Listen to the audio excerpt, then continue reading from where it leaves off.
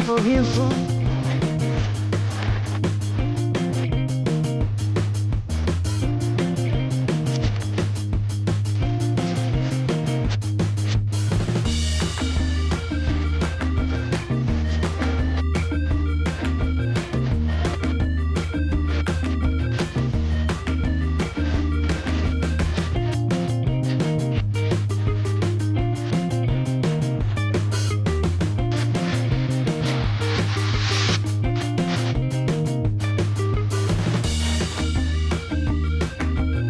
Hello everyone, how do you do? Greetings to all of you beautiful. So the story I'm about to share with you is about a very confident woman. Her name is Lisa. Now the peculiar thing about her situation is this. She never knew that a story would begin with the loss of a strand of hair. At 45, Lisa was very confident, grounded, and comfortable in her skin. At least, that was what she believed. Now, life shaped her into a woman of quiet strength. She had raised two beautiful children, right? And she has built a very comfortable and stable career. She's doing very well. But she has learned to carry herself with some air of superiority, that is, with grace. When Lisa walks past you, you will know that a woman of grace has just passed you. I mean, she commanded that much aura. Her hair was thick and full. Her hair was full of life and fluffy. It was always part of her identity. It was her crown and her signature look. So she can style the hair in whatever, anyhow, she want to style it. But something happened one day and everything shifted. It started very slowly. A few strands on her pillow when she wakes up in the morning. And then when she goes into the bathroom, comb her hair, a little more hair are caught in her comb. She would just wave it off her arm. It's just stress. When I rest, when I have some, I've been busy these days. I've been meeting work deadlines. Probably from family responsibilities, I'm not having enough sleep. She brushed it off. But gradually, the strands became clumps. The clumps became patches.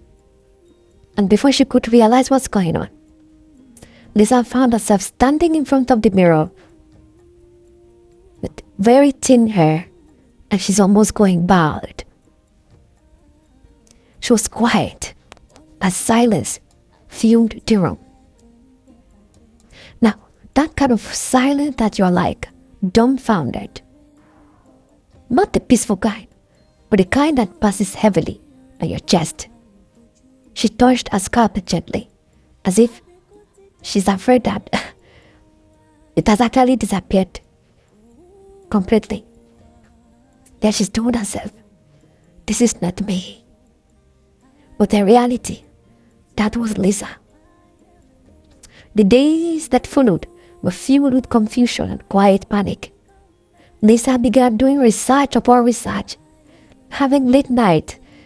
In fact, late night turned into a early morning as she scrolled through articles, forums, and videos. And then words like alopecia, hormonal imbalance, and hair thinning became part of her vocabulary overnight. She was always searching for these words on the internet, scrolling through Google and looking for solutions everywhere. She even visited a doctor, ran some tests, tried supplements. You know, some of the people she will tell her, I stress. Someone says age.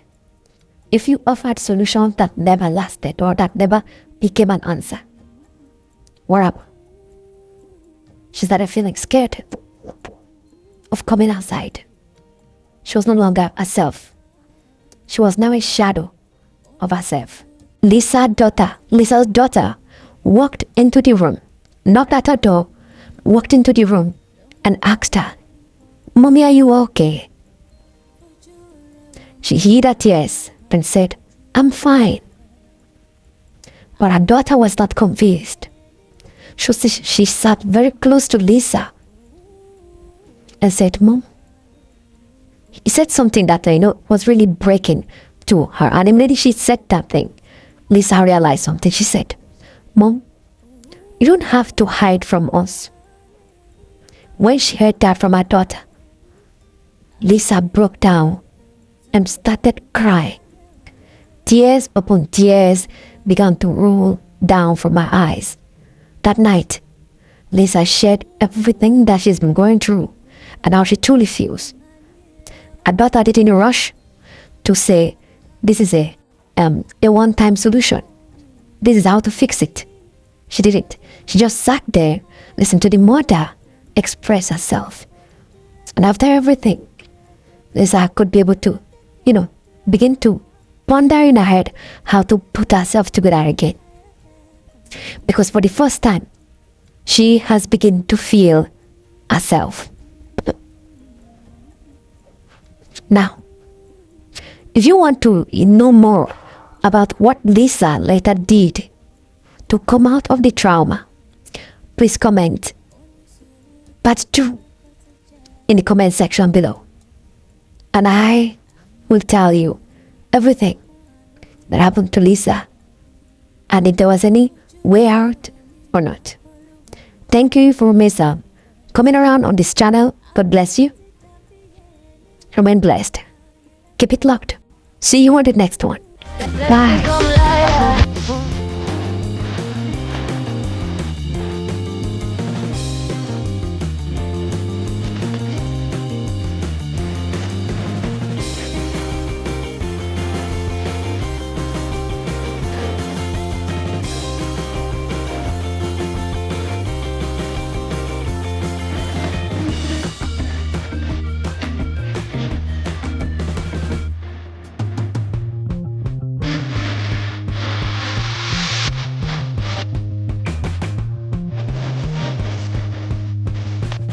I forgive for me, not for them.